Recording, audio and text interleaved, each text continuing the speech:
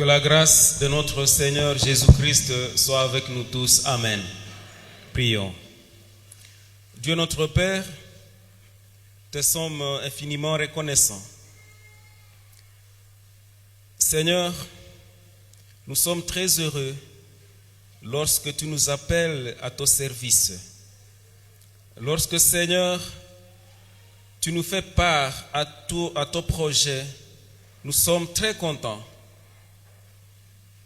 Merci pour ce moment. Nous voulons que tu nous parles. Parle à mon frère, parle à ma soeur. Au nom de Jésus-Christ, Amen. Nous allons lire la parole de Dieu dans la première lettre de Paul aux Thessaloniciens, le chapitre 1er. Nous allons lire le 9e verset. La première épître de Paul aux Thessaloniciens, chapitre 1er, nous lisons le 9e verset. La parole de Dieu dit ce qui suit.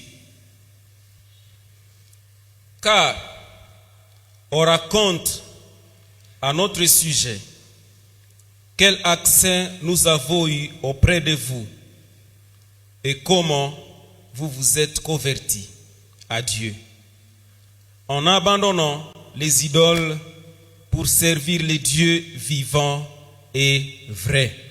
Parole du Seigneur. Bien-aimés dans le Seigneur, ce jour spécial où nous allons faire l'évaluation de nos activités que nous avons faites au courant de l'année 2021, mais aussi voir comment nous allons travailler au courant de cette année de 2022. Nous voulons parler du service avec Dieu. C'est juste une petite introduction que peut-être nous allons donner compte tenu du temps que nous avons aujourd'hui, en vous rappelant aussi que le dimanche passé, nous avons parlé de la marche avec le Seigneur Jésus-Christ qui transforme la vie.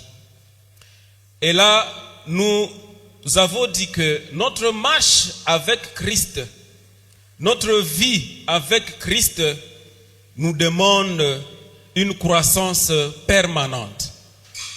Nous ne sommes pas nés pour rester sur place, mais nous devons croître d'une manière permanente. Et nous avons dit que ceci, lorsque nous marchons avec Christ, lorsque nous voulons grandir spirituellement, c'est une grâce que nous tirons de Dieu, mais aussi est produit de l'engagement personnel de chacun de nous. Et nous avons aussi dit que Dieu a donné un espace privilégié pour croître spirituellement. Et c'était l'Église.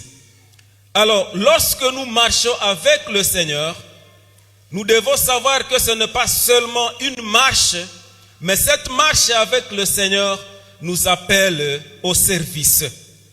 Cette marche avec Dieu, cette croissance nous appelle au service. Et c'est pourquoi notre petite méditation de ce jour va s'articuler sur 5 petits points.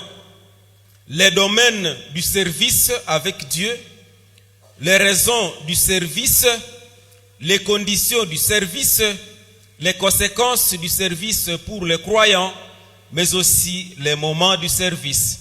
Dans la conclusion, on pourra peut-être parler du prix du service.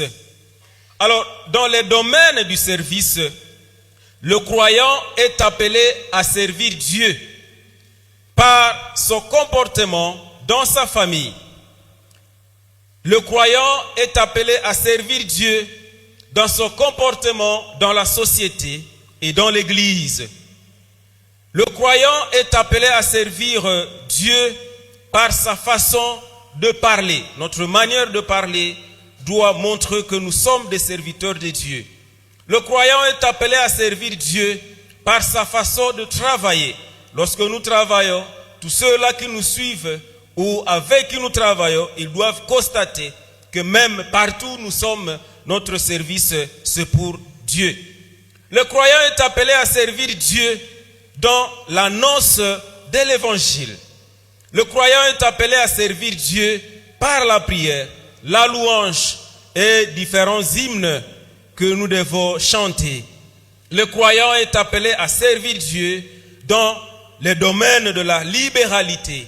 Le croyant est appelé à servir Dieu par l'aide aux prochains, croyants et même les incroyants, parce que c'est ceci qui va vous rendre différents des autres. Tous ces éléments, ce sont des aspects du témoignage chrétien. Les raisons du service avec Dieu dans notre marche avec lui. Le croyant sert Dieu lorsqu'il est motivé par le désir de glorifier Dieu. Là, nous parlons des raisons du service quand nous marchons avec Dieu. C'est-à-dire, nous marchons avec Dieu et nous devons le servir pour le glorifier. Nous devons le servir. C'est notre raison d'exprimer notre reconnaissance envers celui qui nous a sauvés. Nous devons servir le Seigneur pour montrer que nous sommes utiles pour notre Maître. Il ne s'est pas trompé lorsqu'il a voulu nous sauver. Le croyant sert Dieu lorsqu'il est motivé par le désir de partager avec d'autres. D'autres croyants et même des incroyants, parce qu'il a le devoir de les emmener en Christ. Le croyant sert Dieu lorsqu'il est motivé par le désir d'appeler les perdus à se tourner vers Dieu. Le croyant sert Dieu lorsqu'il est motivé par le désir d'accomplir les œuvres que Dieu a préparées pour lui. Et il y a plusieurs raisons pour lesquelles nous devons servir le Seigneur. Et lorsque nous avons des raisons de servir le Seigneur, il y a aussi des conditions du service lorsque nous voulons servir le Seigneur. Pour être un bon serviteur de Dieu, lorsque nous marchons avec le Seigneur, il faut que le croyant manifeste de l'amour véritable envers Dieu et envers les hommes.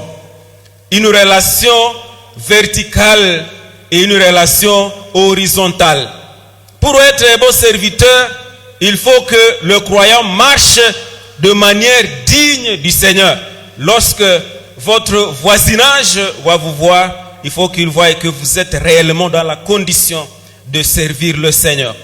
Pour être un vrai serviteur, il faut que le croyant obéisse à l'ordre de Christ. Et l'ordre de Christ, c'est lorsque nous allons, nous devons faire de toutes les nations les disciples.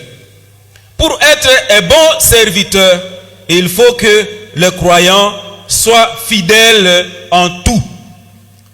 Pas question d'hypocrisie dans le service de Dieu.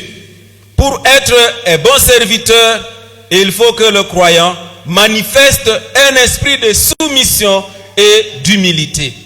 La Bible dit que Dieu fait grâce aux humbles. Lorsque nous travaillons avec Dieu, il y a des conséquences positives que nous devons ou que nous pouvons avoir. Dans son service pour Dieu, le croyant trouve un but en sa vie. Lorsque vous travaillez avec Dieu, lorsque vous marchez avec Dieu, lorsque vous lisez sa parole, vous allez trouver le but de votre vie. Lorsque le croyant est au service avec Dieu, il trouve la joie. Nous avons la joie. La fois passée, nous avons dit que c'est la joie qui est le fruit du Saint-Esprit. Aucune tribulation de ce monde ne peut empêcher cette joie qui vient du Saint-Esprit. Et lorsque on sert Dieu fidèlement, nous avons la joie. Dans ce service pour Dieu, le croyant trouve l'approbation et la bénédiction de Dieu. Dieu nous approuve lorsque nous travaillons avec lui. Les moments de service. Nous avons lu à 1 Thessaloniciens chapitre 1er, le verset 9. Paul a remercié les Thessaloniciens en leur disant que depuis le jour où vous vous êtes convertis, vous avez décidé de servir le Seigneur. Vous avez décidé d'abandonner les idoles. Vous avez décidé de ne plus vous fier aux choses de ce monde, mais vous avez décidé vraiment de servir le Seigneur. Et donc, les moments du service, lorsque nous marchons avec le Seigneur, commencent lorsque nous venons de nous convertir, lorsque nous marchons avec ce Dieu qui nous a sauvés. Mais lorsqu'on marche avec le Seigneur, ce n'est pas aussi gratuit. Il y a un prix à payer. La parole de Dieu à 2 Timothée chapitre 3 verset 10 à 12 dit que tous ceux qui sont décidés à vivre dans l'attachement avec Dieu par leur union en Jésus-Christ connaîtront la persécution. Lorsque vous marchez avec Christ, lorsque vous cherchez à être fidèle en Christ, vraiment, vous allez connaître la persécution. Parce que nous sommes dans ce monde, mais nous ne sommes pas du monde. Les gens de ce monde, vous allez le trouver sur votre chemin. Comme les politiciens disent, quand on organise une marche, les policiers peuvent dire, si nous trouvons quelqu'un à l'extérieur sur la route, il va nous trouver sur son chemin. Ce qui signifie aussi que lorsque vous marchez avec Christ, vous allez aussi trouver les gens de ce monde sur votre chemin. Mais la parole de Dieu nous dit que nous serons heureux si nous sommes fidèles en Christ dans notre service. Nous serons heureux parce qu'un jour nous recevrons la couronne de vie que le Seigneur a promise à ceux qui l'aiment, et que le Seigneur nous bénisse. Amen.